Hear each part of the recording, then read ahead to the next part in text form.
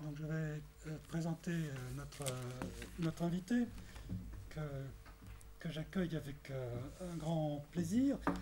Euh, du fait des raisons qui ont présidé à l'invitation que je lui avais envoyée durant l'été, je pense, au début de l'été. Euh, Premièrement, nous n'avions jamais invité une anthropologue.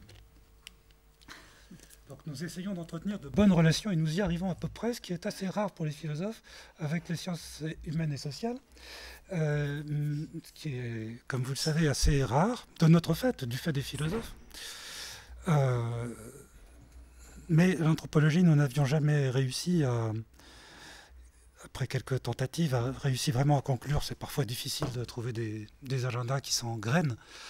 Donc j'en suis très heureux. Et puis la deuxième raison, c'était là aussi un constat de manque dans les intervenants nombreux que nous avons reçus dans ce programme depuis 2 ans et demi, à savoir quelqu'un qui puisse, qui soit adossé intellectuellement, ce que vous êtes, je pense, à une représentation, à une théorie du care, qui est une de vos inspirations certaines, en tout cas, joue un rôle important dans votre approche. Donc, j'en suis heureux aussi. Et puis, la troisième raison me permet de vous présenter immédiatement des excuses. C'est que la raison la plus décisive qui avait fait que j'avais eu envie très fortement de vous accueillir, de vous inviter à vous accueillir, était la parution en 2013 du collectif A4 avec Sandra Laugier et 2 autres auteurs également, qui s'intitule Face au désastre. Et c'était la raison de votre invitation pour moi, parce que notre problématique durant l'année dernière et cette année est la problématique des situations extrêmes, que ce soit en termes d'inégalité, de pauvreté extrême, en termes de violence extrême, notamment genrée, et également les risques extrêmes, plus particulièrement les risques naturels et accessoirement maîtrisés ou non maîtrisés, mais amplifiés par l'intervention humaine, notamment les risques liés au changement climatique et à ses conséquences. Donc c'était évidemment cette raison-là. Et puis dans la confection, alors c'est toujours les absents qui ont tort, mais du document par la personne qui l'a conçu, voilà, ceci a disparu. Donc je vous présente nos excuses les plus plates et les plus sincères, puisque c'était selon ce fil conducteur-là que j'avais pensé à vous demander si vous accepteriez de nous présenter votre livre donc à 4, et aussi vos recherches par ailleurs, sur le livre, en tout cas, porte fortement autour de cette question, votre propre intervention dans ce livre, sur les conséquences, l'ouragan et les conséquences de l'ouragan Katrina à la Nouvelle-Orléans, avec donc des travaux qui sont dans ce volume ou ailleurs tout à fait intéressants et passionnants pour notre entrée à nous, même si elle est légèrement distincte, mais vraiment pas beaucoup à mon sens. Voilà, donc c'est dans cette logique-là que s'inscrit votre intervention. J'ajoute juste que c'est une donnée qui peut être intéressante. Donc vous êtes anthropologue, vous êtes par ailleurs nouvelle-orléanaise d'origine, c'est vrai? Ce n'est pas une erreur de ma part? En fait, je suis... Vous entendez? Oui. Ok, je suis née en France, Oui. malgré mon accent. Vous verrez tout de suite que j'ai un accent.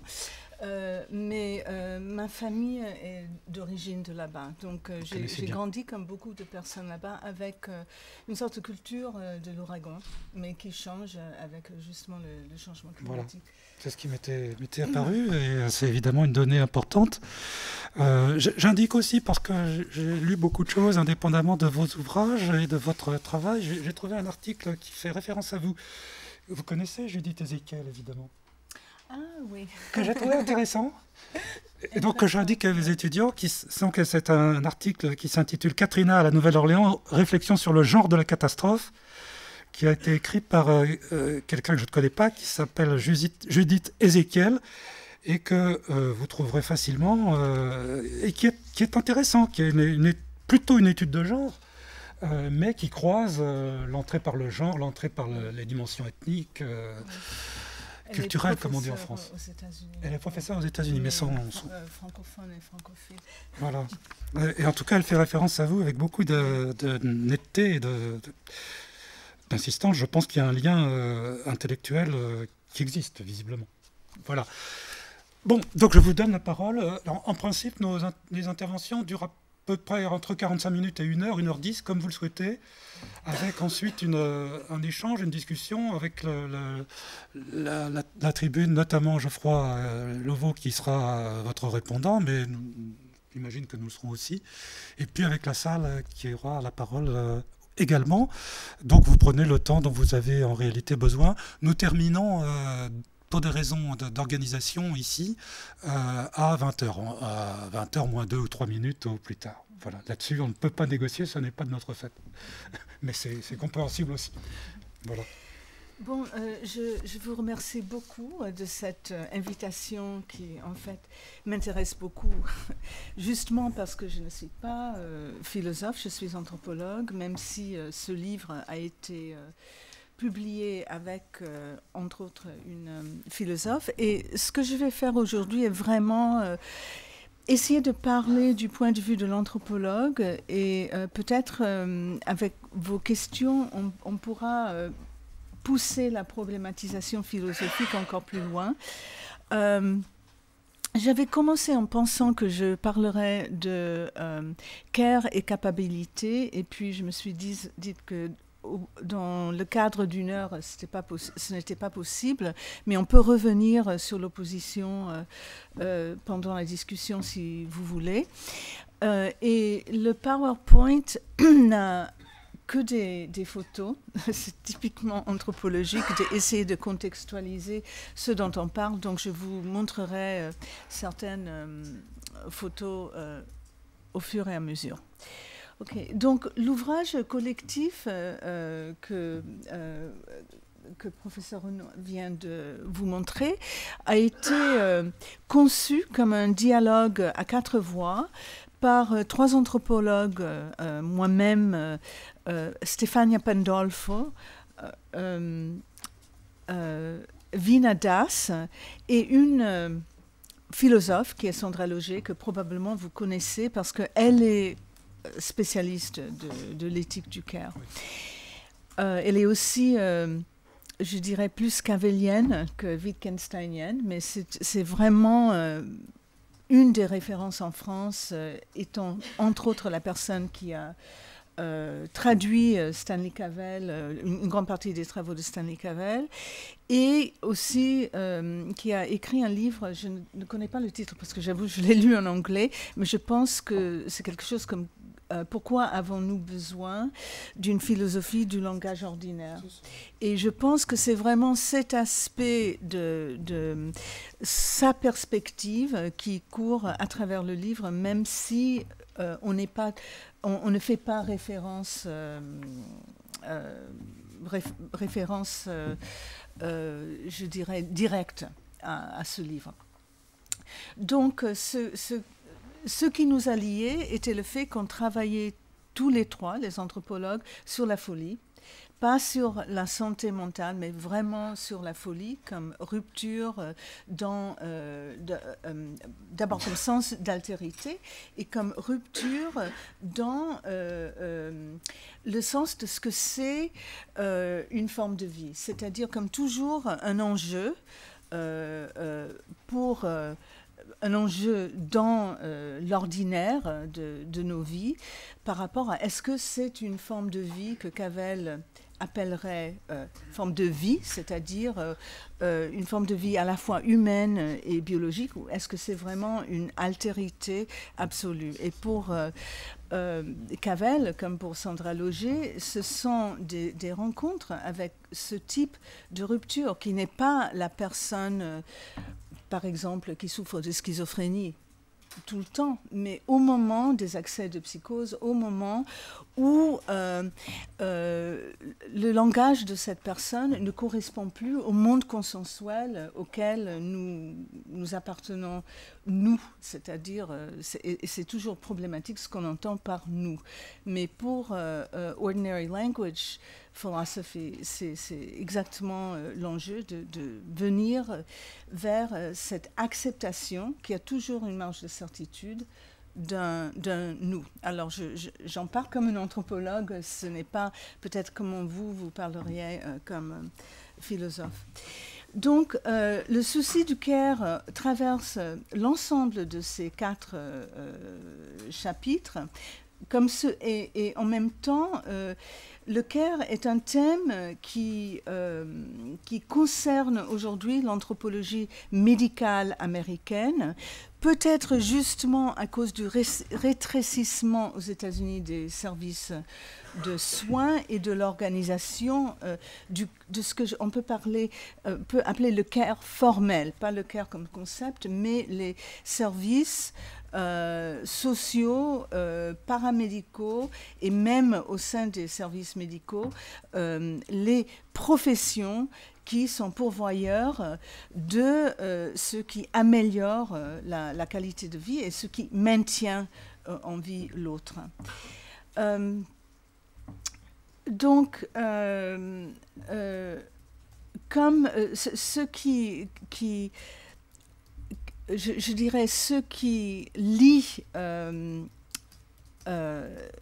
pensée de Sandra Loger et l'éthique de care avec l'anthropologie dont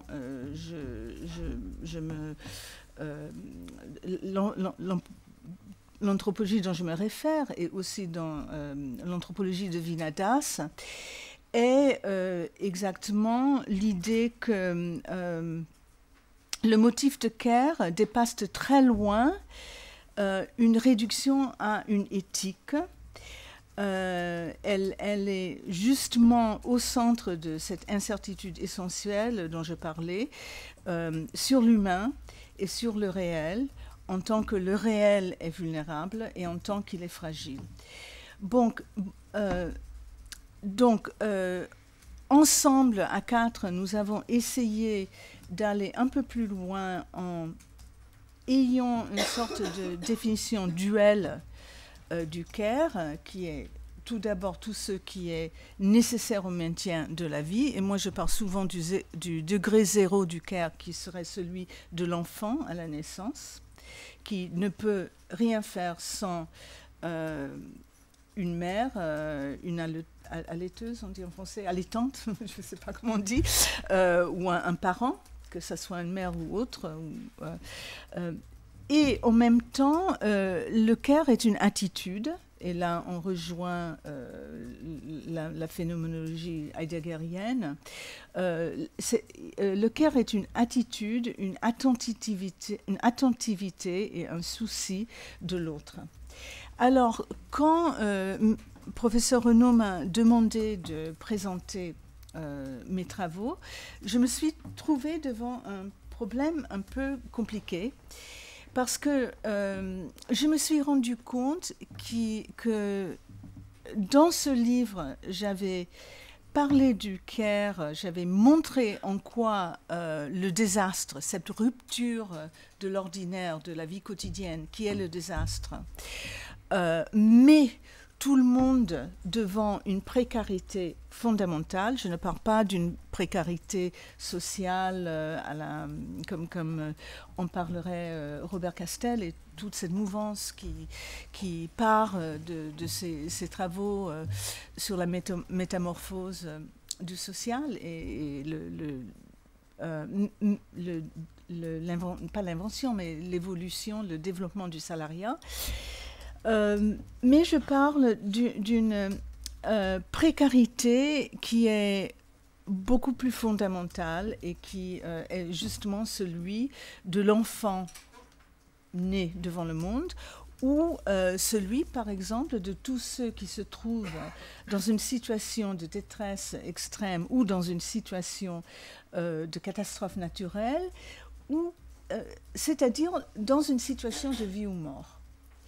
Et vous verrez pourquoi ce couple précarité-care est extrêmement central à la situation du désastre et peut être plus aggravé par les inégalités sociales, et on va parler de ceci, mais elle existe quand même pour toute personne en situation de désastre.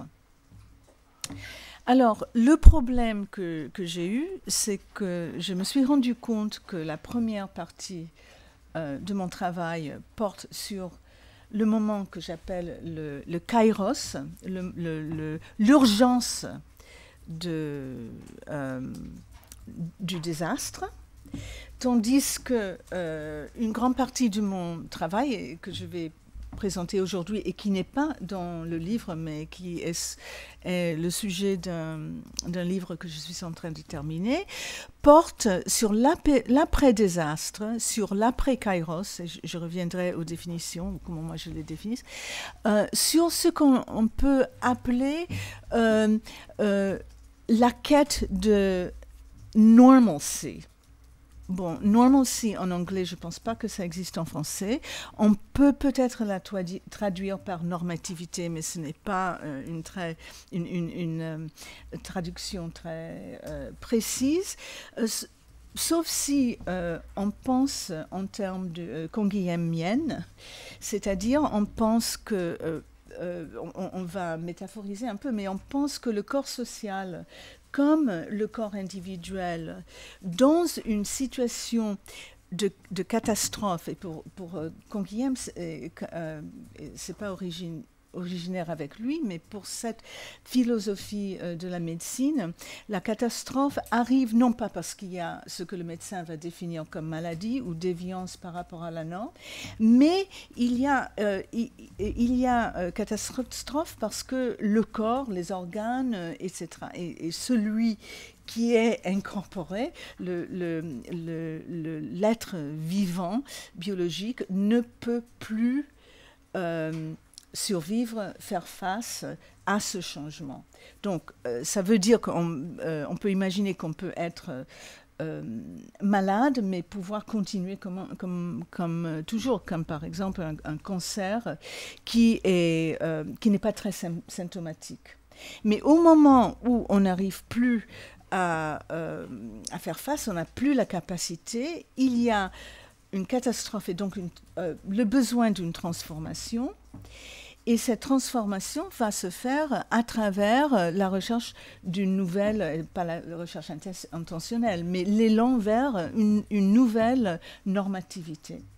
Et on peut penser le corps social comme étant similaire, c'est-à-dire dans une situation de catastrophe, tout est déséquilibré.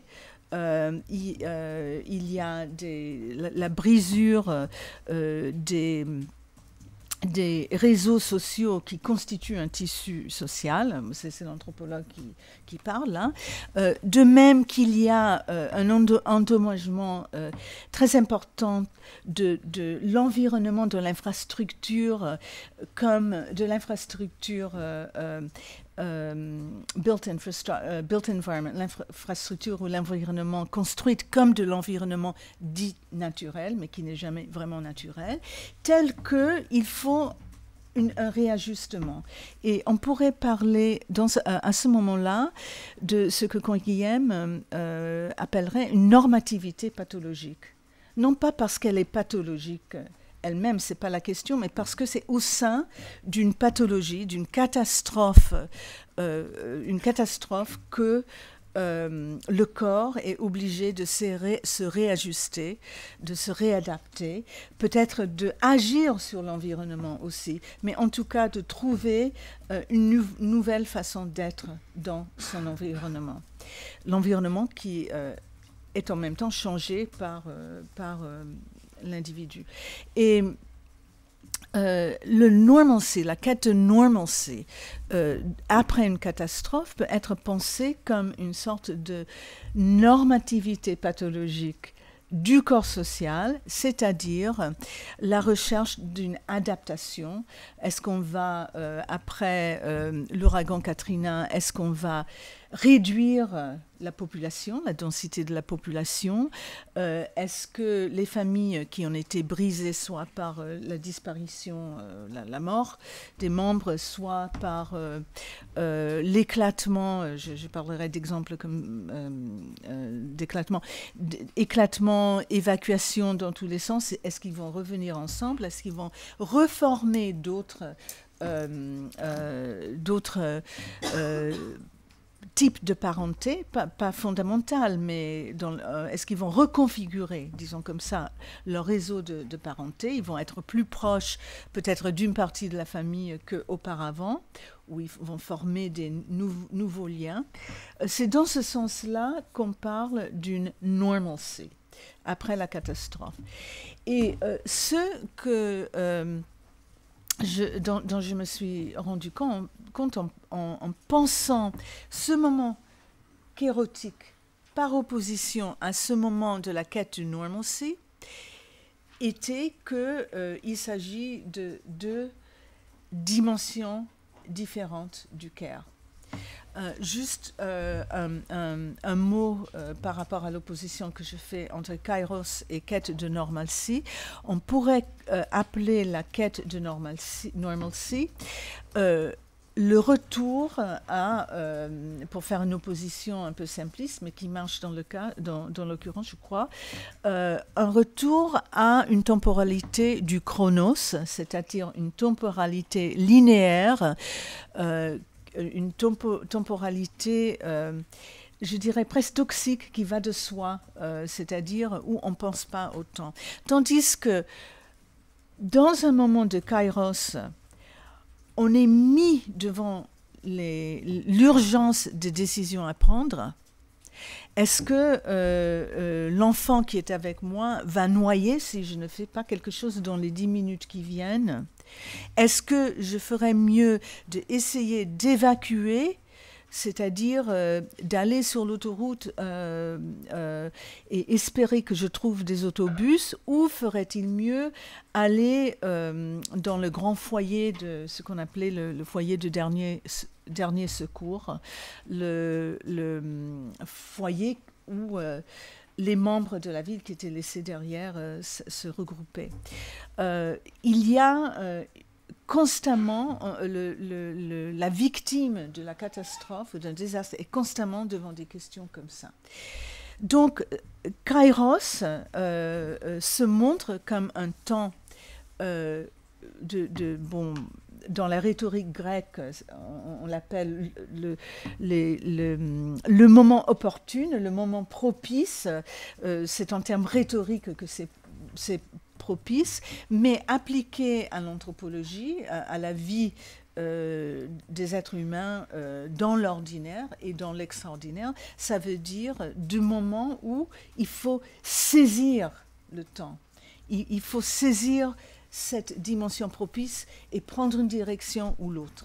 On ne peut pas rester, ou il faut mieux ne pas rester immobile, rester en dehors de l'action. Et parce que c'est une rupture, on se rend compte de ce temps. Parce que c'est une rupture dans le train-train de tous les jours. On se rend compte de ce temps de la décision, de l'urgence. En revanche, dans la quête, la deuxième partie c'est-à-dire la partie après-désastre, on revient à ce qu'il y avait avant le Kairos, c'est-à-dire un temps de tous les jours, le temps de nos calendriers, nos horaires, le temps du travail, le temps d'être ici et après, pour les uns les autres, d'aller manger ou je ne sais pas quoi. Le rythme doxique, je l'appelle comme ça, parce qu'on n'y pense même pas, on ne la remet pas en question. Alors,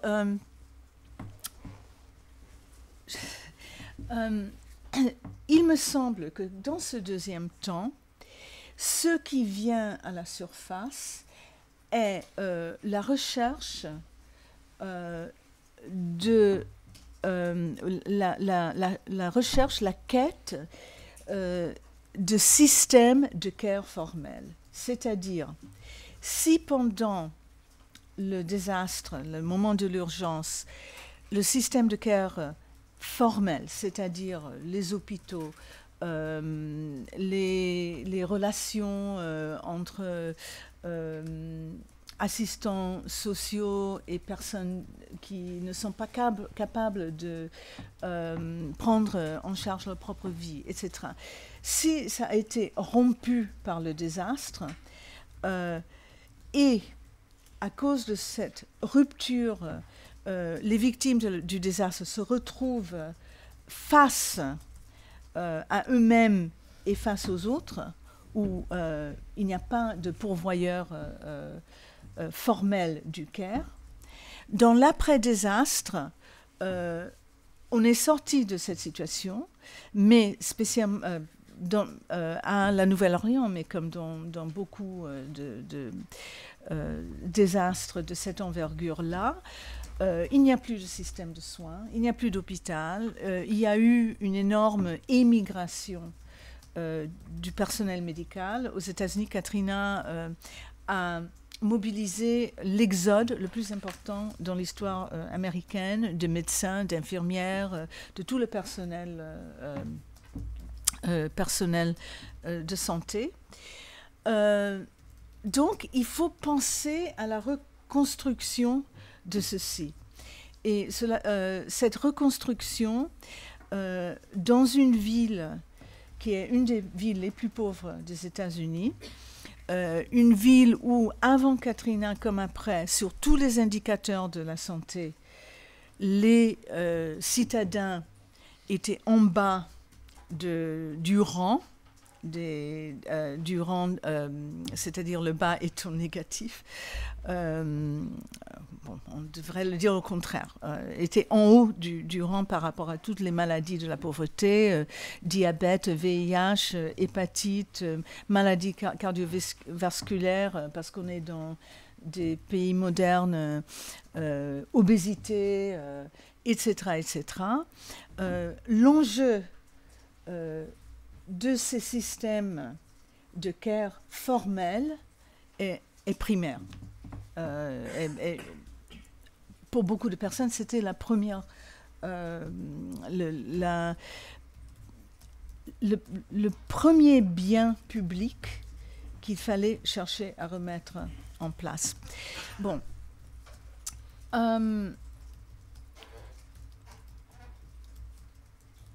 Je vais peut-être dire 2 mots avant de rentrer dans la deuxième partie. Bon, là, je parle en introduction. Ensuite, je vais parler de la première période, celle kairotique, par rapport au care et aux inégalités.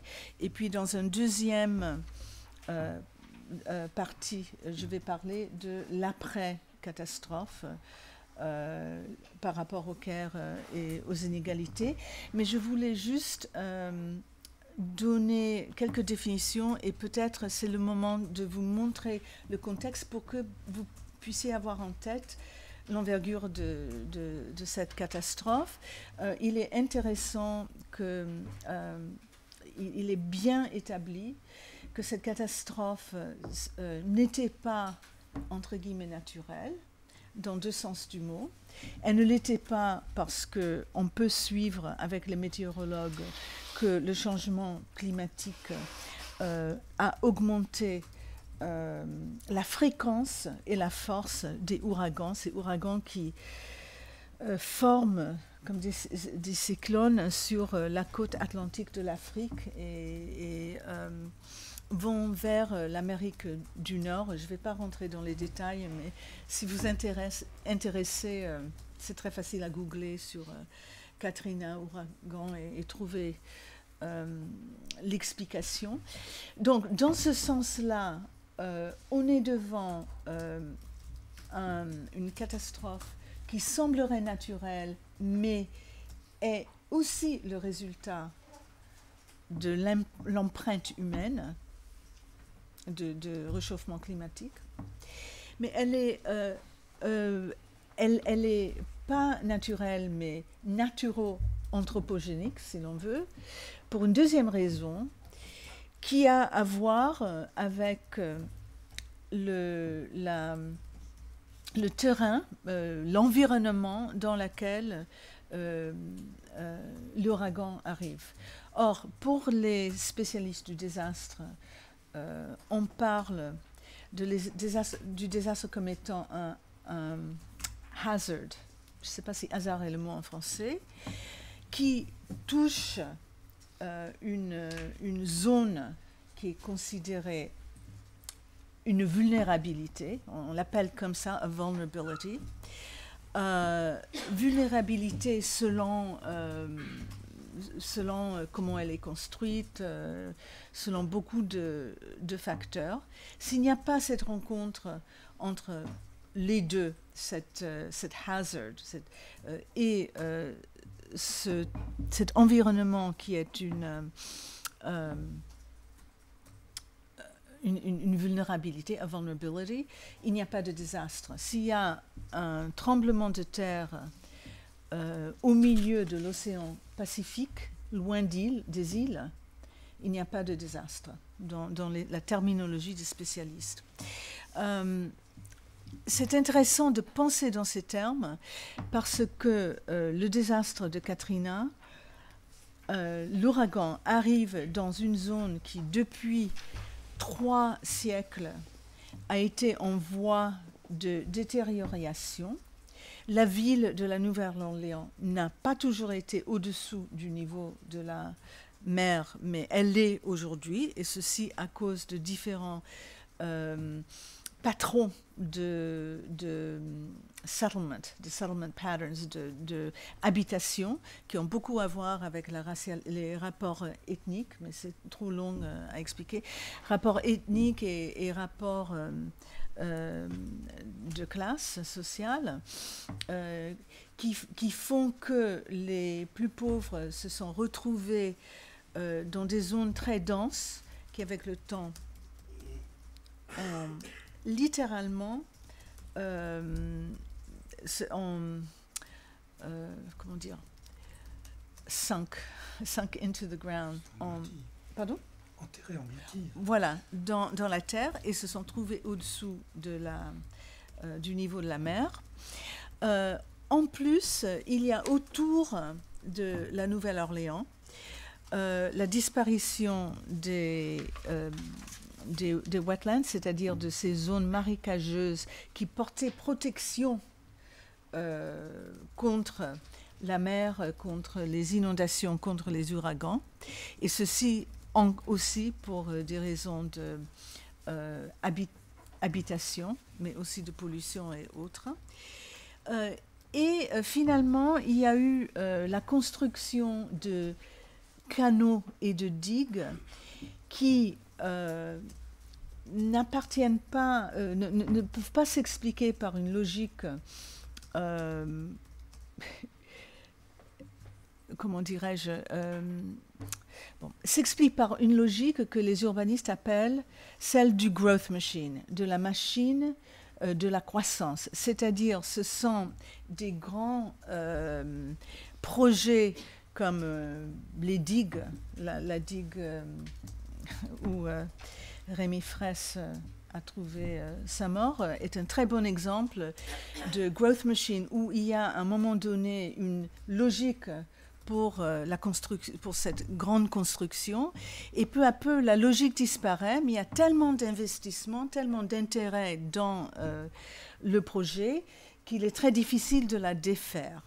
Et la Nouvelle-Orléans est entourée de canaux qui ne servent à rien, qui n'ont jamais été utilisés depuis leur construction, ou presque jamais, mais qui ont rendu vulnérable la ville. Donc l'ouragan Katrina, non seulement a touché la Nouvelle-Orléans par le vent, cet aspect du cyclone, mais a créé des surgissements d'eau dans les lacs autour de la Nouvelle-Orléans qui ont facilement inondé 80% de la ville parce qu'il n'y avait pas de protection. Il y a aussi il y avait des canaux là où il y aurait dû avoir des digues, où il y aurait eu avoir des protections dites naturelles des zones marécageuses. Je vous donne seulement quelques images. Vous voyez, ça c'est une autoroute élevée, donc vous voyez le niveau de... vous voyez les toits, et vous voyez jusqu'à quel niveau est arrivée l'eau. 100 000 personnes n'ont pas pu partir, n'ont pas pu évacuer.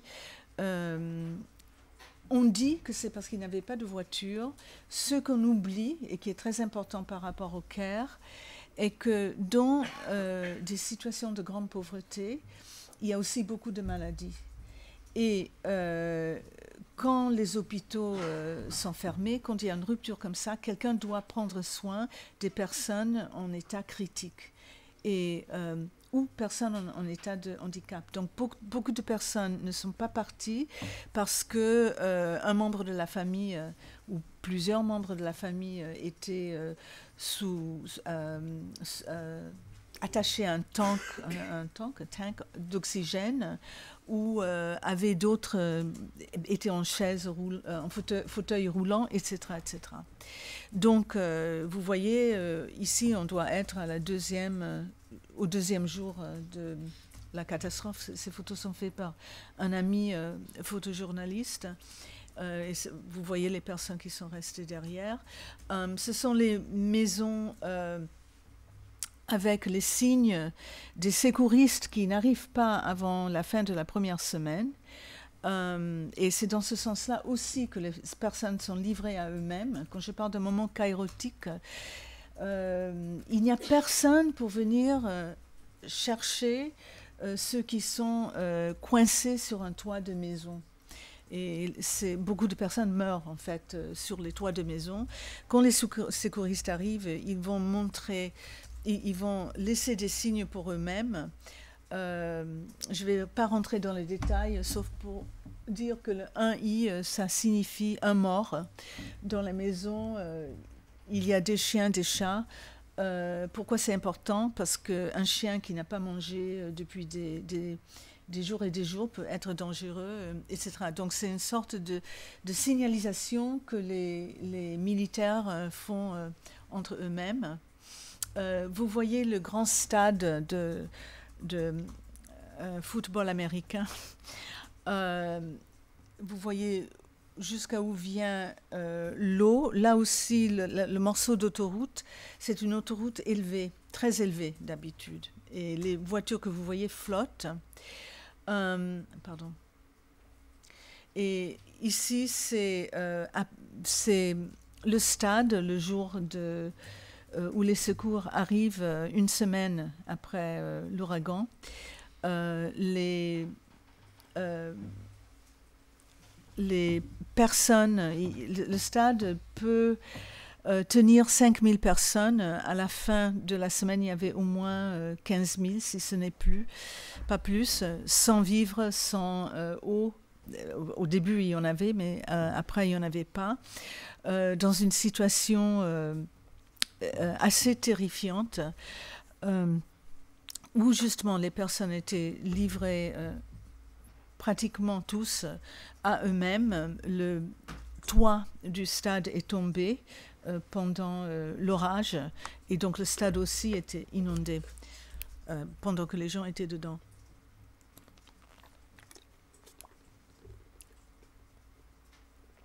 Un centre de soins, j'ai dit que les centres de soins, les hôpitaux étaient pratiquement tous endommagés. Là, vous voyez que c'est un centre de soins dans un quartier, et vous voyez que le quartier aussi il est complètement à plat. Ça, c'est plusieurs mois après l'ouragan, tout a été rasé, mis à... je ne sais pas comment dire. Les bouts de maisons qui restaient, les toits, les fondations ont été enlevés.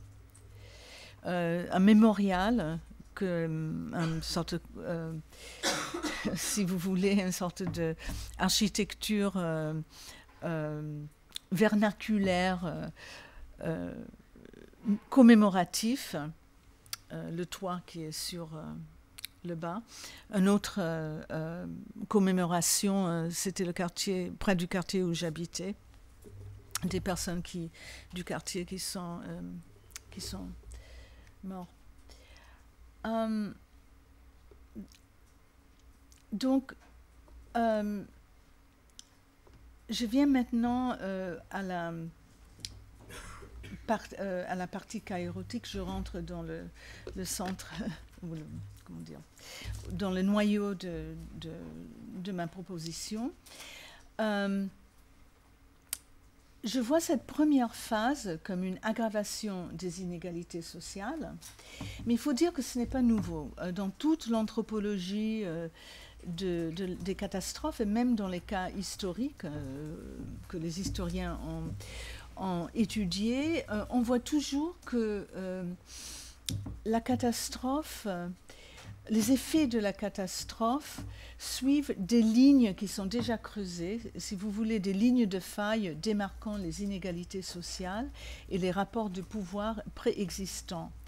Ces lignes de faille ou ces rapports d'inégalité et souvent de pouvoir vont s'intensifier au moment de la catastrophe. Et ceci pour des raisons tout d'abord évidentes, comme je viens de vous expliquer. 100 000 personnes sur une population de 700 800 000 sont restées en arrière. La plupart des morts se sont trouvés parmi ces personnes-là. Ce sont pratiquement tous soit des personnes extrêmement âgées et vivant seules, soit des personnes afro-américaines ou d'autres minorités, soit des personnes pauvres. Et je sépare afro-américaines et pauvres parce que ça peut être des blancs, entre guillemets, qui sont pauvres aussi. Donc, les inégalités sont aggravées. On a des cas de figure où ça va aller jusqu'à réallumer, si vous voulez, à remobiliser des tensions interethniques ou de classe qui étaient préexistantes. À la Nouvelle-Orléans, ceci se fera à travers des mouvements sociaux qui ne sont pas violents. Mais vous avez des cas comme Sri Lanka après le tsunami, où les Tamils, les tigres tamils, le mouvement indépendantiste des tigres tamils s'est réallumé. La guerre s'est déclenchée de nouveau, avec l'arrivée de l'assistance tout de suite après le tsunami. Donc historiquement, on a beaucoup de cas comme ça. Alors, il y a aussi un élargissement des plus vulnérables, dont l'étude que moi j'ai faite sont plutôt des personnes préalablement en situation de handicap psychique, handicap physique, etc. C'est-à-dire pas des personnes qui vont souffrir de traumatisme à cause du catastrophe, mais des personnes qui étaient déjà dans une situation de grande vulnérabilité. Pendant le moment kairotique de la catastrophe, pendant le moment le plus urgent de la catastrophe, il va y avoir un déplacement vers un élargissement, disons, de ces plus vulnérables pour inclure des personnes qui sont tout simplement démunies socialement. Donc on va avoir une sorte de confusion entre les personnes qui ont des vulnérables physiques, etc., et des personnes qui sont en situation de grande pauvreté. Et la deuxième phase, qui est celle de la quête vers un normalcy, vers une nouvelle chronos, vers un rétablissement du corps social ou de la ville, va non seulement reproduire au fur et à mesure ces inégalités sociaux, social. Qu'est-ce que je veux dire par reproduire? Par exemple,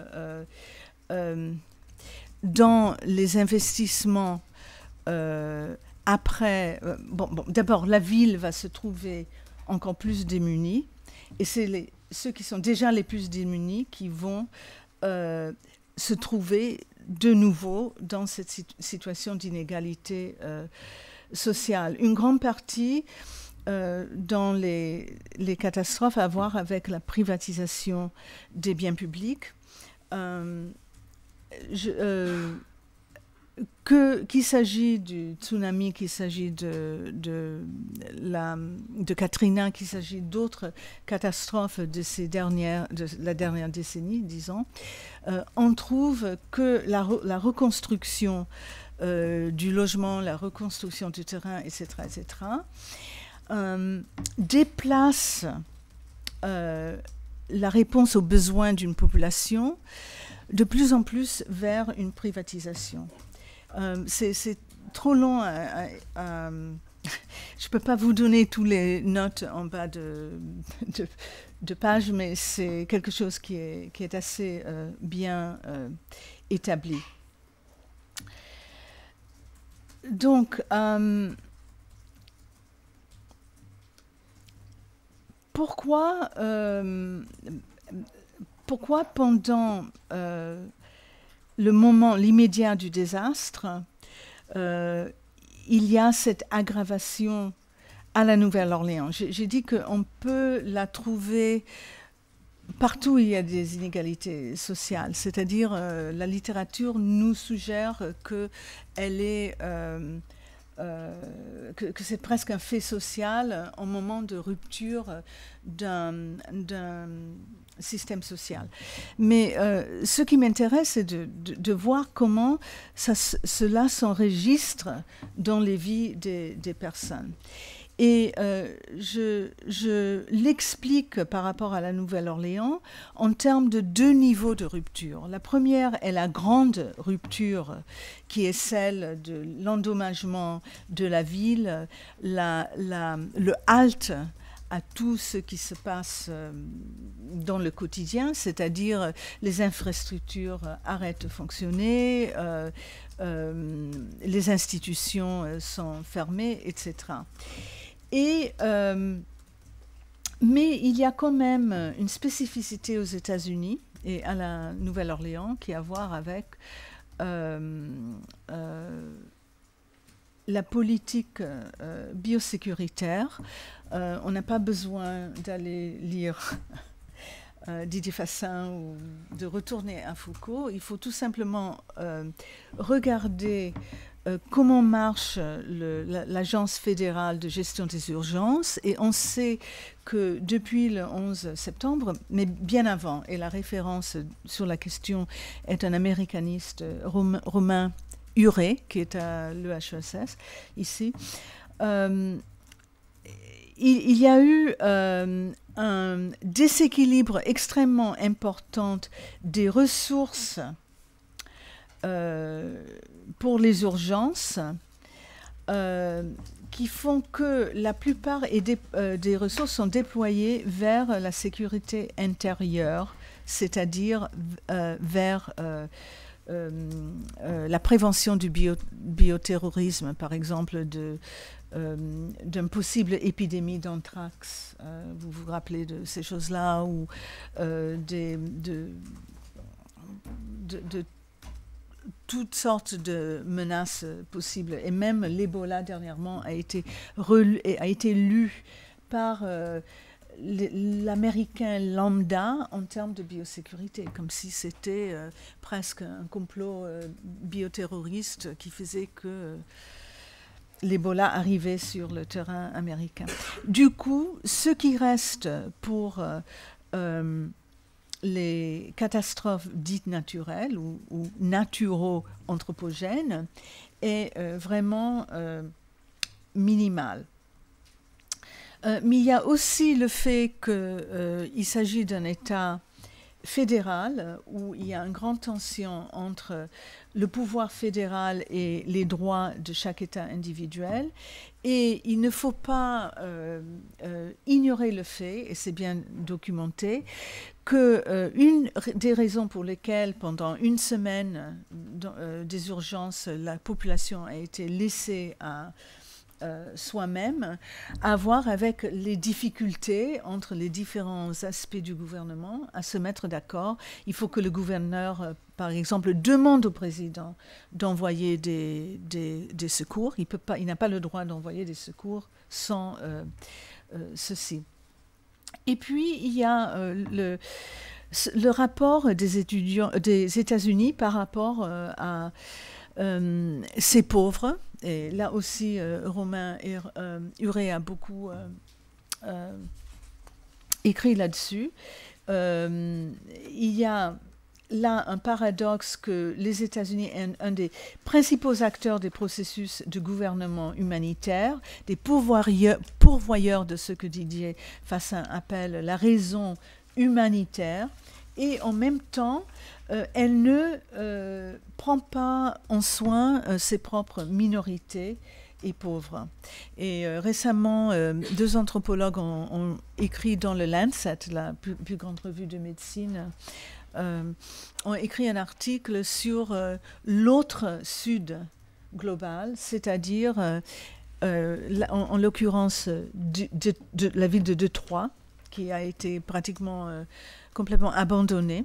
Mais il parle aussi de Katrina, et dans mes propres articles, je parle de la Nouvelle-Orléans comme ayant une relation au reste des États-Unis parallèle à celle du Global South, du Sud global au Nord global. Donc, ces trois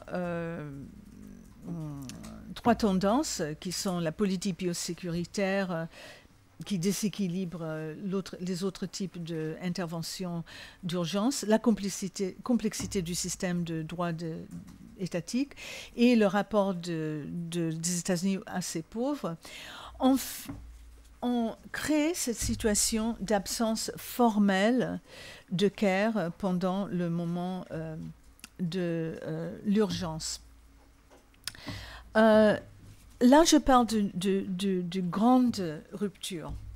Il faut en même temps passer au niveau des ruptures telles qu'elles touchent les vies des individus, les trajectoires individuelles. Donc là, on se trouve, on comprend que une catastrophe va avoir toute une série de tournures, de ruptures, de changements dans la vie d'un individu, va avoir toute une gamme qui, elles-mêmes, sont déterminées par d'autres contingences, pas seulement par cette grande rupture, mais par d'autres contingences qui, et j'en identifie trois dans mon livre. La première contingence est que la rupture arrive à un moment différent selon chaque trajectoire individuelle. C'est ce que j'appelle la coïncidentalité, ou la confluence d'une trajectoire individuelle, une trajectoire de vie de quelqu'un, avec une temporalité déterminée par le désastre. Donc, pour vous donner un exemple typique qui existe dans mon article, dans mon livre, les personnes qui sont malades mentales, qui souffrent de troubles très sévères comme une schizophrénie, peuvent, au moment du désastre, être dans une situation où ils vont très bien. Ils peuvent être déjà au milieu d'un épisode de psychose. Donc, ils ne voient même pas le désastre. Le désastre fait partie de leur psychose. Ou ils peuvent être dans d'autres types de situations. Ou quelqu'un qui est en traitement pour un cancer peut être à un moment crucial de son traitement, devrait aller le jour même où Katrina tombe pour faire une énième chimiothérapie ou peut être dans un moment plus calme, etc. Il faut multiplier ceci par beaucoup et vous voyez comment la contingence des trajectoires de cette confluence entre temporalité du désastre et trajectoire individuelle peut créer des situations de care. Mais il y a aussi le fait que la vie des pauvres, qui, dans mon travail, sont le sujet primaire du care, la vie des pauvres fait que le sujet du care se déplace constamment. Et pour comprendre ceci, il faut imaginer que quand vous avez une densité d'inégalités sociales comme la situation de la Nouvelle-Orléans, vous allez avoir des familles où il ne s'agit pas d'une personne qui devrait être récipient ou destinataire du care, par exemple un enfant handicapé, mais vous allez en avoir plusieurs. J'avais donné beaucoup d'exemples dans mon livre, par exemple Antoinette, qui était une femme, au moment de Katrina, elle était déjà dans une phase psychotique très grave, dangereuse pour elle-même et pour d'autres personnes, mais sa mère était gravement diabétique. Et gravement diabétique veut dire pratiquement aveugle, veut dire vivant les séquelles que les pauvres spécialement vivent avec le diabète pour des raisons de manque d'accès au traitement adéquat, à la nourriture qu'il faut, etc., etc. Donc là, on a un dyade, ils vivent ensemble, et on a un dyade où tous les deux se trouvent se trouvent dans leur maison avec l'eau qui continue et continue à monter, et l'un ne peut pas aider l'autre. Un autre exemple que je donne est une femme extrêmement claustrophobique, bipolaire, etc., qui va se trouver au milieu de ce stade que je vous ai montré. Pourquoi ? Parce qu'elle devrait aller chez sa mère, mais sa mère, qui est dans une autre ville, doit prendre prend soin de son fils, qui est handicapé multiple, qui est en fauteuil roulant, etc. Elle ne peut pas prendre une autre personne avec elle. Et puis un autre exemple très dramatique d'une femme que j'ai rencontrée, qui était elle aussi schizophrène, et qui vivait dans une famille de 4 générations, qui est typique à la Nouvelle-Orléans dans des familles pauvres, c'est-à-dire il y avait 4 générations dans la même maison. Et à chaque génération, il y avait pratiquement tout le monde qui avait un handicap, enfants comme adultes. Et le seul chef de famille était le beau-père de sa sœur. Le mari de sa sœur était décédé. Le beau-père de sa sœur, qui était un homme d'un certain âge, mais qui tenait ensemble la famille. Il va évacuer avec la famille, il va arriver à aller jusqu'au Texas, mais peu après, il va souffrir d'une crise cardiaque, et à ce moment-là, la famille se dissout, parce qu'il n'y a personne pour les tenir ensemble. Qui prend soin de qui ? Donc, c'est le sujet de care dans une situation de pauvreté qui peut se déplacer. Et la catastrophe peut faire qu'elle se déplace encore. Par exemple, la femme qui, toutes les semaines, amène Monsieur X à faire son dialyse, au moment parce qu'il ne sait pas conduire, elle va le conduire. Au moment de Katrina, et ce sont tous des personnes que j'ai rencontrées, ça vient du travail de terrain, va se trouver avec... va se trouver au milieu de la catastrophe sans savoir où sont ses enfants. Donc elle va laisser tomber, il va mourir en fait, ce monsieur, parce qu'elle a un choix draconien à faire. Où est-ce qu'elle va prêter, à qui elle va prêter l'attention. Elle est obligée d'aller trouver ses enfants. Donc ça, c'est la deuxième contingence. Troisième contingence, que je ne décris pas comme ça dans mon livre, dans le livre que professeur Renaud a cité, mais il est dans le livre que j'existe, c'est ce que j'appelle le descripting des rôles habituels du CARE. Vous pouvez peut-être le traduire par le désenrôlement des rôles. Qu'est-ce que je veux dire par ceci? Évidemment, il y a des policiers, des pompiers, quelques infirmières, quelques médecins, etc., qui restent dans la ville. Mais qu'est-ce qui se passe? Eux aussi ont leur propre famille. Ils appartiennent à la ville. Et ça va devenir un débat très important après Katrina sur est-ce qu'on doit obliger les habitants de la ville d'être les premiers secouristes, d'être en première ligne après un désastre. Donc, ce qui va arriver est que les infirmières, les pompiers, les policiers, les médecins, etc., souvent vont être obligés de prendre soin soit de leur propre famille, soit d'eux-mêmes, de se sauver. Ce n'est pas vrai pour tout le monde, mais un des cas les plus durs à voir était celui d'une femme schizophrène qui était très stable habituellement, mais pendant Katrina a enclenché pour elle un épisode psychotique.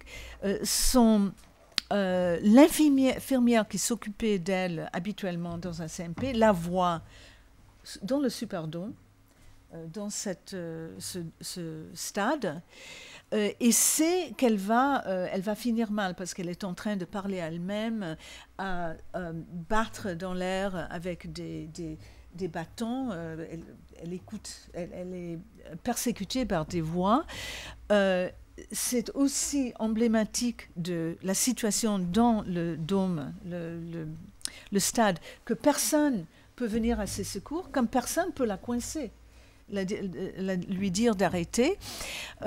Cette infirmière est obligée de rester avec sa famille. Elle fait la queue pour avoir les dernières bouteilles d'eau. Elle sait que si elle quitte sa famille, ses enfants, et va vers cette femme, elle risque, un, de s'égarer de ses enfants, deux, de se trouver sans eau, de perdre sa place dans la queue. Donc, il faut multiplier ces situations de désenrôlement par des centaines pour comprendre la situation. Et on se retrouve à ce moment-là, avec ces trois contingences, on se retrouve avec des individus qui se trouvent face à une précarité fondamentale, celle de la vie et la mort, sans pourvoyeur habituel du CARE. Il s'agit à ce moment-là de ce que j'appelle le degré zéro du CARE. C'est comme s'il était dans un monde dépourvu de tissu social. Ce qui va se passer sont deux cas de figure. On va voir que certaines personnes habituellement extrêmement handicapées vont se trouver en situation de devenir pourvoyeurs de CARE eux-mêmes. Il y a dans mon livre le cas d'une femme extrêmement malade mentale, alcoolique, etc., qui, au moment de Katrina, va abandonner sa fille adulte et ses enfants parce qu'elle a tellement peur qu'elle elle va boire avec ses drinking buddies, elle est sans domicile fixe, elle habite à la rue depuis longtemps, elle se trouve avec les autres personnes sans abri qui boivent, jusqu'à quelqu'un vient lui montrer que l'eau est en train de monter, il faut qu'elle se déplace, elle ne comprend même pas. Elle est dans un état tellement altéré, elle ne comprend même pas dans quel état elle est. Et à travers une longue situation où elle essaie de se sauver elle-même, elle rencontre un homme de 80 ans. Or, il faut savoir qu'elle-même est afro-américaine. Pour moi, les relations interethniques ne deviennent importantes que quand, dans ce que j'observe, ils sont marqués et rendus importantes. Et je sais que c'est important pour elle parce qu'elle me décrit cet homme comme « he was an old white man ». C'était un vieux blanc. Et elle ne l'aurait pas dit si ce n'était pas important. Je pense, après avoir fait son récit de vie, etc., que d'habitude, quelqu'un de blanc est menaçant. Et ce n'est pas le seul cas de figure que j'ai trouvé. Mais dans ce cas, l'homme blanc est en train de se noyer et elle va le sauver. Donc, c'est un exemple radical de renversement des relations de care. Bon, je pourrais dire beaucoup plus, mais je voudrais passer rapidement à la deuxième partie, qui est celle de l'après-catastrophe et la reproduction des inégalités.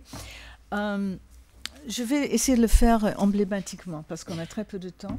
Combien de temps vous me allouez? Prenez 10 minutes. 10 minutes. Parce qu'il faudrait qu'on ait une demi-heure de discussion. Je suis désolée. On voudrait tellement vous poser des questions. Ok. Alors, vous rappelez que je viens de dire que la santé comme bien public va être une des premiers buts, si vous voulez,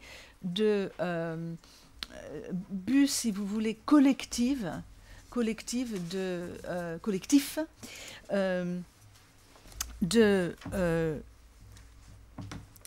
du lancement vers normalcy, vers une sorte de normativité nouvelle, vers un rétablissement.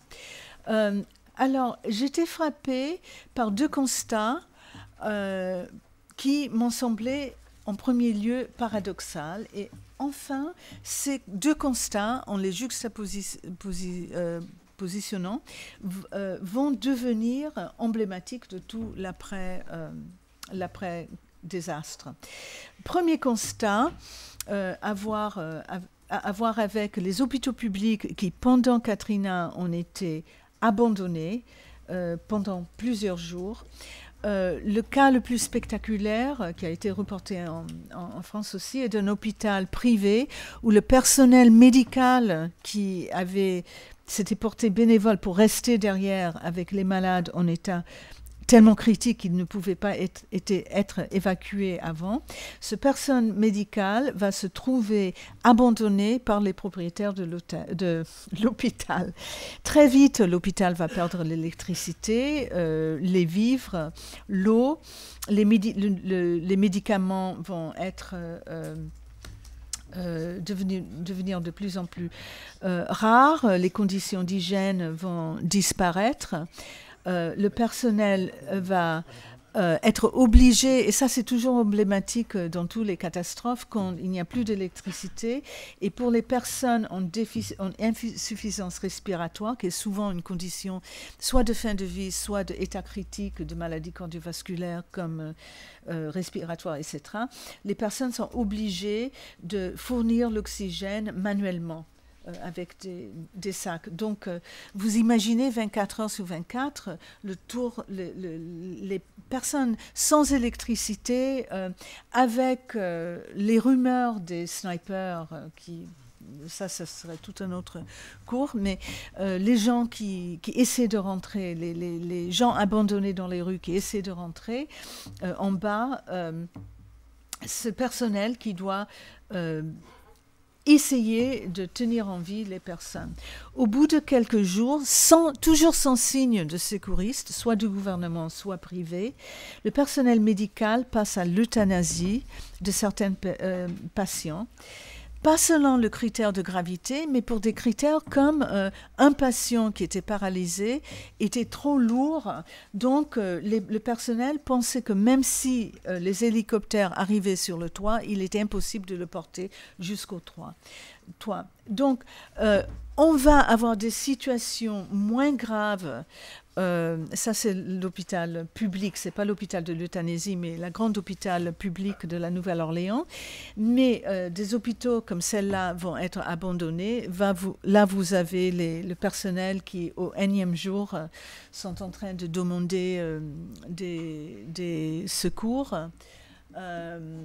Et puis d'essayer de s'encourager. Nine West has a big heart, ça veut dire, c'est-à-dire on tient le coup, personne n'est venu encore, on tient le coup, on n'a pas d'électricité, etc. Ça, ce sont les mouvements à la sauvette, si vous voulez, les cliniques qui apparaissent tout de suite, et des personnes, des urgentistes, etc., qui rentrent à la Nouvelle-Orléans, même après qu'elle soit militarisée, il y a des façons de rentrer, et qui développent des cliniques comme ça à la sauvette. Ça, c'est les dernières évacuations, finalement, de ces hôpitaux. Alors, le deuxième constat était celui de l'évacuation par pont aérien le premier et le deuxième jour, pendant que ces hôpitaux sont abandonnés, des animaux de laboratoire, des cellules souches et des embryons, et la reconnaissance des scientifiques qui ont aidé, qui sont restés avec ces formes de vie. Ce sont aussi des formes de vie,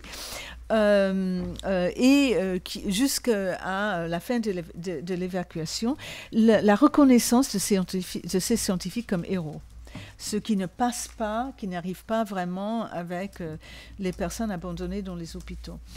En mettant les deux exemples ensemble, je vois qu'il y a d'une part le sacrifice de vie vulnérable actuelle de vie, déjà, des formes de vie déjà non seulement biologiques, mais sociales,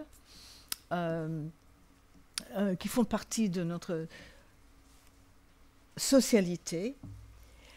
Donc, l'abandon de ces formes de vie, le sacrifice de ces formes de vie, et l'assurance qu'il y aura des vies futures, c'est-à-dire des vies qui ne sont pas encore nées, mais qui seront sauvées grâce à la recherche. Et on va voir dans tout la tentative de recréer la santé comme un bien social, on va trouver cette juxtaposition constante de biens publics et privés pour une Nouvelle-Orléans renouvelée, qui sera une Nouvelle-Orléans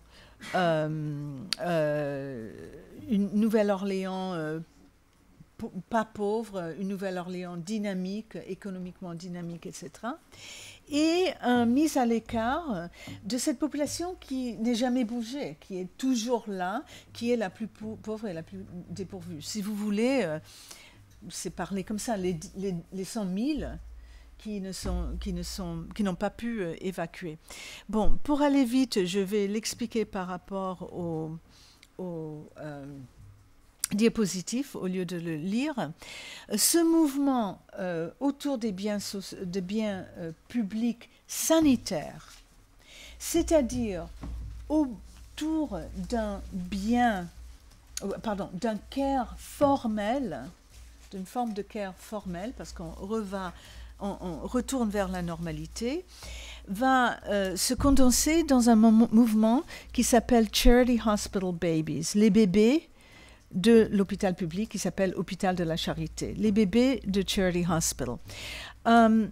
c'est très compliqué de rentrer dans les détails de pourquoi Charity Hospital Babies, mais à la Nouvelle-Orléans, les personnes, une grande partie de la population, et pas seulement pauvre, se définit comme Charity Hospital Baby. Il y a des chansons de rhythm and blues qui commencent I'm a Charity Hospital Baby. C'est une forme de ce que les anthropologues appellent identité situationnelle, qui passe par où on est né, l'école où on va faire ses études, la rue où on a grandi, qui finit par le cimetière où on est. Et Charity Hospital devient une sorte de centre dans la vie d'une grande partie de la population de la Nouvelle-Orléans. Et je trouvais le surnom de Charity Hospital, c'est soit de cet hôpital public, soit Big Charity, la grande charité, soit Mother Charity, mère charité.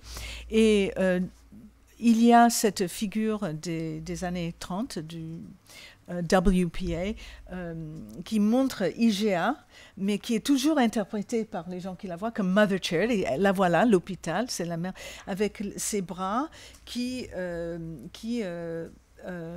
accepte, qui rassemble les destinataires de son care. Donc, le mouvement l'hôpital public va être fermé après, fermé illégalement aussi, après l'ouragan Katrina. Et une partie du rétablissement de la ville va être de créer, non pas de rouvrir l'hôpital public, mais de créer des nouveaux hôpitaux privés et de créer une chaîne de centres de santé primaire. Les hôpitaux privés, jusqu'à aujourd'hui, n'ont pas été construits. Donc, vous voyez ce que je veux dire quand je parle de la juxtaposition entre des vies vulnérables actuelles et des vies futures. Parce qu'ils vont servir comme les embryons et les cellules souches, ils vont servir à des formes de vie qui n'existent pas encore. Donc, grand mouvement, mobilisation des pauvres de la ville autour de la réouverture du Charity Hospital. Et le mouvement, ils disent, nous sommes les Charity Hospital Babies. La fermeture de Charity Hospital est mise en relation dans ces mouvements sociaux par le green dotting de la ville, c'est-à-dire la déclaration de zones en pointillés qui sont considérées des zones trop vulnérables pour être rétablies, qui sont des zones à bas niveau, bien au-delà du niveau de la mer, au-dessus du niveau de la mer, et qui, à l'exception d'une zone, sont aussi celles où vivent les plus pauvres. Et la disparition de l'hôpital public va être mise en relation dans ces mouvements sociaux par la disparition des écoles publiques. Il va y avoir une privatisation de pratiquement toutes les écoles publiques à travers le système américain de charter schools, et une lutte qui continue jusqu'à aujourd'hui à pouvoir revenir dans ces zones vertes. En fait, cette carte qui était planifiée par la ville a été comment dit-on, mise à l'écart par le maire, qui était noir, parce que les manifestations contre étaient tellement importantes. Mais il y a toujours une tension qu'on on ne va pas avoir l'infrastructure, c'est-à-dire on ne va pas avoir ni les maisons, ni les rues, ni les institutions, c'est-à-dire le care formel qui permet de maintenir la vie des personnes les plus dépourvues. Ceci est un mémorial devant le Lower Ninth Ward, que peut-être vous connaissez, vous en avez entendu parler. Ça représente les niveaux d'eau dans ce quartier, les tubes représente les niveaux d'eau. On a une représentation d'une maison avec un panneau qui a été ajouté par quelqu'un. Je reviendrai, I am coming home, je reviens chez moi. Je vais reconstruire. Je suis la Nouvelle-Orléans. Et c'est une manifestation de ces personnes qui se sont à l'écart, mises à l'écart par le rétablissement de la ville, la politique de la ville vers une privatisation et vers la suppression des biens publics. Ce sont des images d'une grande manifestation pour réouvrir Charity Hospital. En effigie, ça c'est profondément anthropologique. Je ne peux pas vous expliquer tout, mais c'est l'effigie en cire, ça se fait beaucoup, même dans les Caraïbes, dans ces lieux-là, d'un grand chanteur de rhythm et blues qui commençait tout son concert en hurlant « I'm a charity hospital baby !» Je suis un bébé de hôpital Charité. Ça, il y a 10 ans, 20 ans avant Katrina. Il est mort, décédé quelques années avant Katrina. Mais on met son effigie qui appartient à sa femme, qui est dans un bar. Vous allez dans un bar boire une bière avec son effigie. Et c'est pour montrer, c'est-à-dire on le met dans une chaise roulante et on le met... comment dire, en haut du second line, où il y a toujours la musique qui conduit la manifestation à travers la ville. Ça, c'est un panneau qui... il y avait eu par des experts travaillant avec ce mouvement social, il y a eu des expertises qui ont montré que les nouveaux hôpitaux privés, même s'ils accorderaient un certain nombre de lits pour les patients de Medicaid et de Medicare, c'est-à-dire avec des assurances médicaux très bas, si on avait réouvert l'hôpital de la Charité, on pouvait épargner 283 millions de dollars.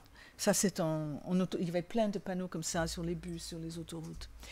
Voilà une autre image de la manifestation des Charity Hospital Babies. Vous voyez de temps en temps I'm a Charity Hospital Baby. C'est 2010, je crois. Une autre manifestation, une autre image de la manifestation. Là, ce sont des maisons qui vont être rasées, des maisons qui ont été reconstruites après Katrina et dans un quartier ouvrier qui vont être détruits. D'abord ils ont tous été détruits déjà, mais qui vont être démolis par domaine éminent, on dit ça en français. Les personnes vont être déplacées pour faire place à un hôpital privé. Et voilà une manifestation musicale dans un bar pour fundraiser, pour chercher des fonds pour animer le mouvement de sauver ces maisons. Ils étaient 250 maisons qui ont été détruites. Bon, le reste, ce sont des... Je vous montre cela juste pour vous donner une idée. C'est juste un énième de la mobilisation sociale de ces 5 années, 2005 à 2010. Mais je voudrais conclure maintenant. Je sais que je n'ai pas pu rentrer beaucoup dans le Caire, mais je voudrais juste conclure en montrant qu'on est dans ce moment, ce deuxième moment de l'après-désastre, qui ne veut pas dire qu'il n'y a plus de désastre. Il y a toujours des désastres dans le désastre. Il y a toujours, par exemple, les maladies dues aux toxins qui vont émerger, même 10 ans après le désastre, ou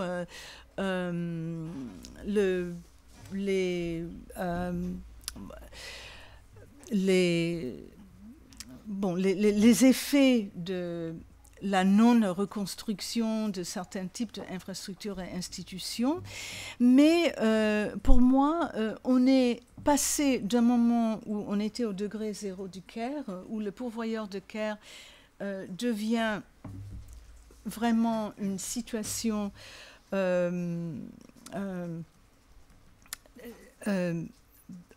se trouve dans une situation de vie et mort, mais qui est représentative de la relation ambiguë de tout être humain à tout autre être humain.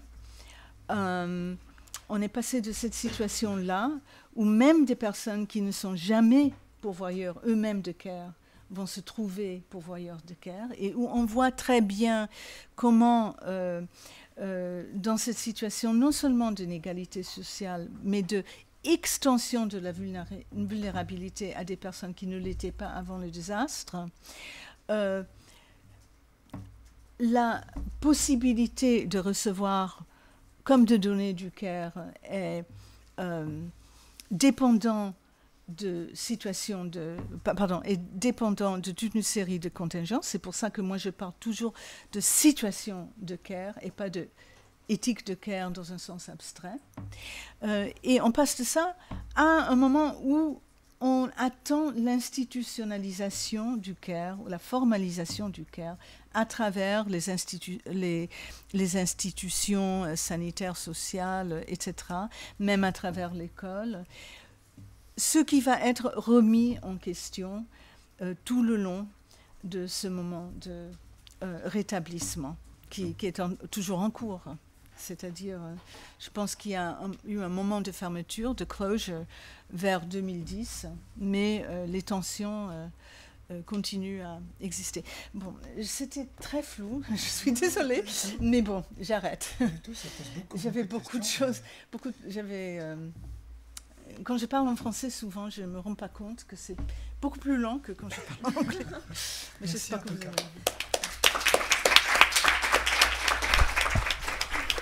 Merci beaucoup. C'est extraordinairement riche et ça soulève beaucoup de questions que nous n'aurons pas le temps même de poser. Je vais donner la parole à Geoffroy dans un instant. Je pose 2 questions factuelles pour être sûr qu'elles interviendront et parce que j'ai besoin de 2 informations. Après, les questions de fond sont multiples. D'abord, nous avions vu, 3 d'entre nous ici, enfin 2 actuellement, une situation comparable, enfin je ne sais pas, mais d'après-désastre l'an dernier en Haïti, donc 4 ans après le tremblement de terre. Il y a des points de comparaison. Mais justement, j'ai besoin de 2 chiffrages là-dessus pour me représenter la situation que vous avez décrite. Premièrement, quel est le degré de pauvreté moyen dans la catégorie de population dont vous avez expliqué de façon parfaitement convaincante, je vous avais lu aussi là-dessus, quelle a été la plus touchée. Quelle est en termes de, par exemple, d'indice, d'un etc., par exemple, à Haïti, c'est 60% de la population, ou 70% à moins de $2 par jour, soit 50% à moins $1 par jour. Là, on est dans quel type de pauvreté? Vous avez dit très grande pauvreté, je suis d'accord, mais on est à quoi?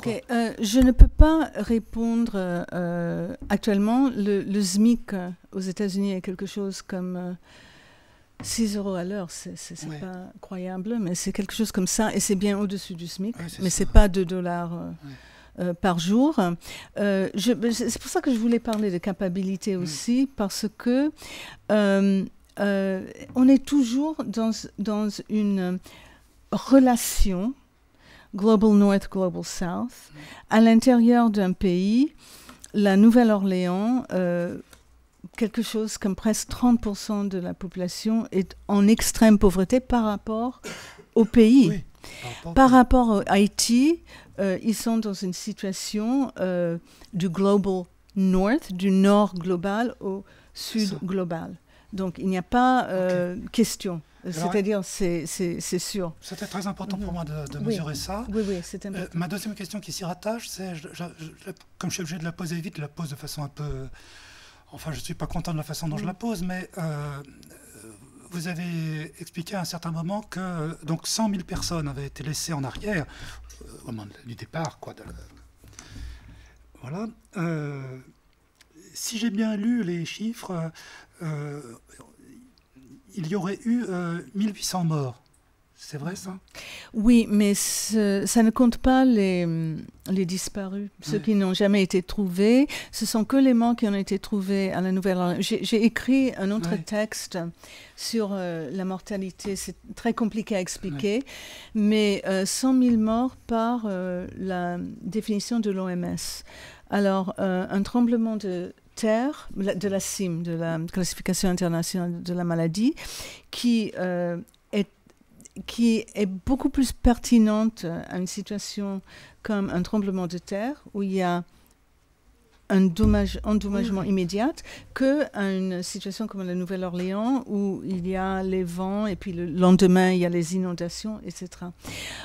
Donc, moi, je contesterais ceci, mais je ne pense pas qu'il faut... non, mais c'est juste pour... il faut dire que c'est comparable à Haïti ou au tsunami. On est complètement dans une incommensurabilité. Donc, l'intérêt de l'exemple est... par rapport à la situation, ce que j'essayais d'expliquer, la situation dans laquelle se trouve quelqu'un au moment d'une catastrophe et un danger. En Haïti, une grande partie des personnes ont été ensevelies tout de suite. Oui, c'est certain. Donc, ce n'est pas comparable, mais on parle... La Nouvelle-Orléans, dans ce sens, est encore une fois un global nord ça, par rapport au sud très global qui est Haïti. Très subtil, parce qu'on peut se demander évidemment s'il y a une relation entre le fait que les pauvres sont relativement pauvres, mais pauvres à l'intérieur des États-Unis et pas globalement pauvres. S'il y a une relation entre ça, c'est-à-dire le SMIC américain, etc. Bon. Et puis le fait que, bien sûr, il y a eu beaucoup de morts immédiats et ensuite, mais sans doute les individus ont-ils disposé de ressources néanmoins difficilement commensurables avec ce qui s'est produit ailleurs, c'est-à-dire en raison du PIB moyen par tête ou je ne sais quoi, de quelque chose comme ça, parce que sinon sur les 100 000 personnes restées en arrière, la quantité de morts aurait été, dans ce que vous décrivez, beaucoup plus élevée, non? Oui et non, c'est-à-dire la quantité de morts est plus importante. Il faut comparer par rapport à la population de la Nouvelle-Orléans, c'est-à-dire les morts à la population de Nouvelle-Orléans, les morts en Haïti à la population de l'île. Mais je pense pas qu'il faut faire ce type de comparaison. Il n'y a pas de... C'est incommensurable au sens que ce qui s'est passé en Haïti est à une autre échelle et beaucoup plus catastrophique. Et c'est aussi une catastrophe. C'est aussi une catastrophe. Catastrophe historique. C'est-à-dire, elle continue à être une catastrophe historique. Et à la différence de la Nouvelle-Orléans, elle a fait objet de ce que Fassin appelle la raison humanitaire. La Nouvelle-Orléans ne l'a pas fait parce que les États-Unis ne veulent pas se voir dans une situation où elle-même, elle doit le faire, mais elle aurait pu le faire. Très clair. Oui. Non, c'est tout à fait clair. Je ne veux pas parler davantage, mais je dis simplement que sur la question des priorités, vous étiez extraordinairement clair et importante. Je pense que là, il faudrait en reparler. C'est une question fondamentale. Quand vous demandez, votre question à vous, c'était qui s'occupe de qui, etc. C'est une particularisation de la question des priorités, qui est évidemment ce qui se pose tout le temps dans ce genre de situation d'urgence, qui est une question à la fois abyssale et tragique. Parce qu'il faudrait tout prioriser, or on ne peut pas, donc voilà. Là, vous étiez tout à fait... Oui, non, on est devant le triage social. Ce que certains anthropologues comme Vinh Kim Nguyen appellent le triage social. Et il y a triage. Oui, il y a triage. On ne peut pas, y compris social, y compris au niveau de qui s'occupe de qui. en vie et mort et pas en vie et mort. Extraordinaire. Je donne la parole à Geoffroy, pardon d'avoir retardé sa prise de parole. Mais non, pas du tout. Je vais poser 2 questions très rapides aussi pour laisser un peu de temps quand même. D'abord, merci pour votre intervention, effectivement, et pour les précisions, c'est très très riche. J'ai une question qui est très simple. J'étais très touché par la façon dont vous avez expliqué que le moment kairotique est un moment d'accroissement des inégalités, ou un moment en tout cas d'approfondissement d'un certain nombre d'inégalités. Est-ce que vous diriez, est-ce qu'on pourrait considérer que des situations extrêmes, comme celles que vous décrivez avec Katrina, sont des situations de laboratoire de la pauvreté et des inégalités hors des situations de catastrophe? C'est-à-dire, est-ce que ça révèle la pauvreté des sociétés dites normales, ou est-ce que le fonctionnement des situations kairotiques est un fonctionnement anormal par rapport aux situations d'inégalité dans les sociétés dites normales? Est-ce que le fonctionnement pendant un désastre et dans l'après-désastre révèle les inégalités telles qu'elles existent dans les sociétés dites normales? Est-ce qu'il y a un rapport d'analogie qu'on peut faire ou pas? C'est une très bonne question. Je dirais que elles sont révélateurs, mais elles ne peuvent pas être un laboratoire parce qu'elles sont des moments de changement continu. Donc, elles ne sont pas révélateurs d'un moment plus stable. Disons comme ça. Elles ne sont pas révélatrices, ces situations des inégalités et des rapports d'inégalité et de pauvreté pendant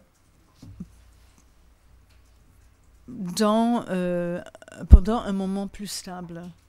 Parce qu'il va y avoir aggravation, changement. J'essaie de penser la question aussi par rapport à Haïti, que je ne connais pas personnellement, mais je pense que c'est une très bonne... c'est un exemple encore plus fort, parce que vous voyez en quoi... Ce qui se passe, je crois, est que un phénomène qui est invisibilisé pour les autres, pour les non-pauvres, devient tout d'un coup visible. Pour quelqu'un qui connaissait Haïti, ce n'est pas révélatrice ce qui s'est passé.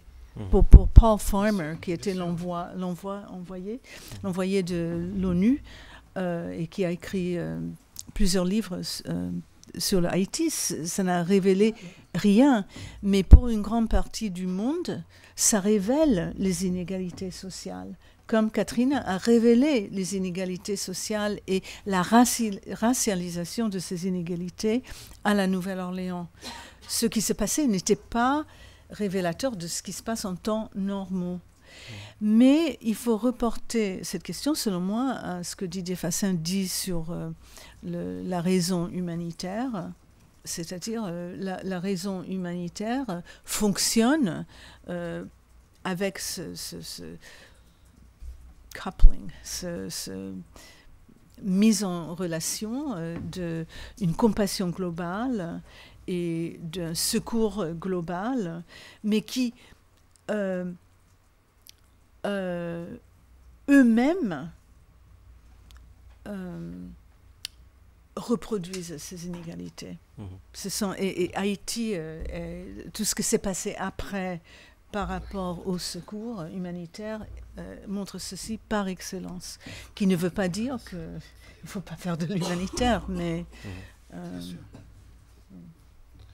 On va donner la parole aux auditeurs. Qui veut poser une question? Je ne sais pas si on a le micro habituel, Geoffroy. Je le vois pas. Enfin, le problème est qu'il va falloir répercuter les questions car ça ne s'enregistre pas s'il n'y a pas le micro. Qui a une question et qui veut la poser? Sinon, je donne la parole à Julia. Une fois, 2 fois. Je donne la parole à Julia. Prenez le micro là. Oui. J'ai deux questions qui se rattachent l'une à l'autre. Je les pose très très vite. Je voulais savoir si vous seriez d'accord pour dire 2 choses. Si j'ai bien compris ce que vous avez expliqué. Je voulais savoir d'abord, donc c'est la première question, si vous seriez d'accord pour dire que ces situations d'urgence extrême sont des situations de disparition, de défaillance des institutions habituelles, ou par contre on va surgir, par exemple par les mouvements sociaux dont vous avez parlé, des sortes de revendications de nouvelles formes d'organisation sociale et qui donc relèvent pleinement, bon, je pose la question en philosophe politique, qui du coup c'est mais je ne sais pas si c'est clair du coup. Est-ce que si ça, vous seriez d'accord pour dire que ça tombe pleinement sous la réflexion normative? Absolument. Parce que je me suis axée sur la question du care et des inégalités sociales, j'ai mis très peu d'accent sur le bouillonnement, je ne sais pas si on dit comme ça, le bouillonnement, l'effervescence.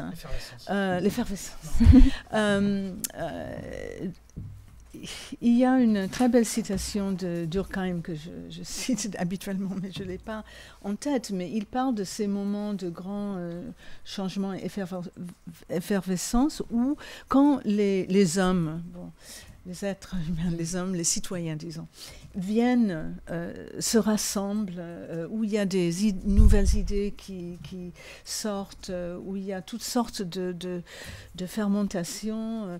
Et certainement, c'est pour ça que je voulais aussi montrer ces images, parce que qui ne sont que des gouttes dans un flux de mouvements sociaux qui donnent des choses intéressantes aussi. Mais le problème pour moi est quand les